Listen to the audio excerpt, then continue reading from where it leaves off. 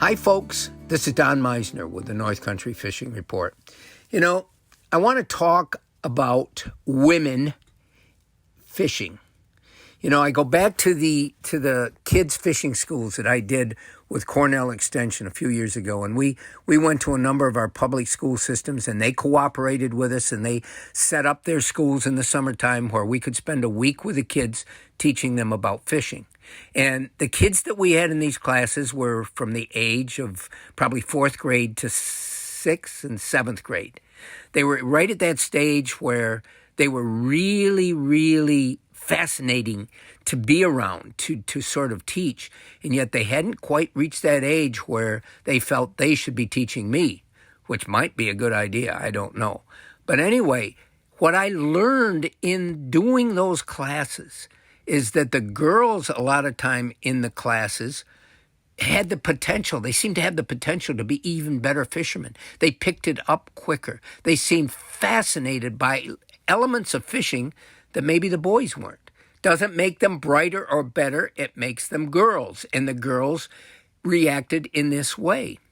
Well, the DEC has found that over the last decade, more and more women are getting involved in fishing. And they feel this is a tremendously important aspect of the future of our outdoor sports. And so the DEC now is holding special women's fishing tournaments, fishing events.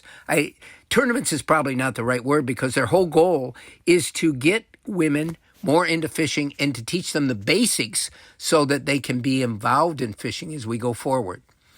And there's a few aspects of this that I think are really fascinating. Number one, New York State in general is highly supporting women-owned businesses.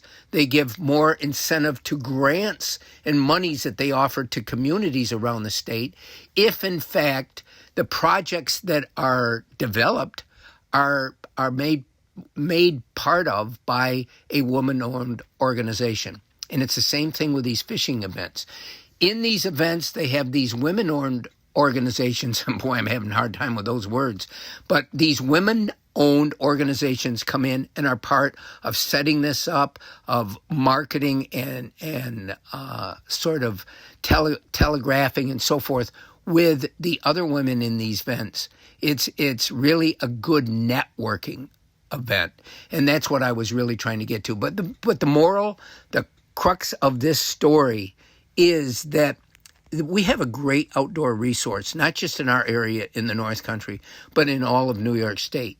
And some of the leaders now in the state, especially with the DEC, have developed and discovered that we need to get more women involved. And they're trying every different way of doing this.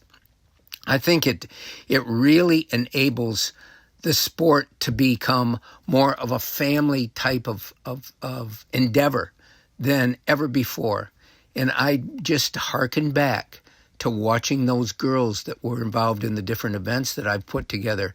And it's amazing how, if girls are given the chance, you know, our history, our culture, everything in going way back, girls weren't as involved in fishing and hunting as what they are today. They weren't, just because it was sort of the custom of how our lives were 100 years ago, 50 years ago. But it's changing. And I think it's a fantastic change, because I think that the more people that can discover the rewards of the outdoors, the greater our society will be. Until next time, folks, this is Don Meisner with the North Country Fishing Report.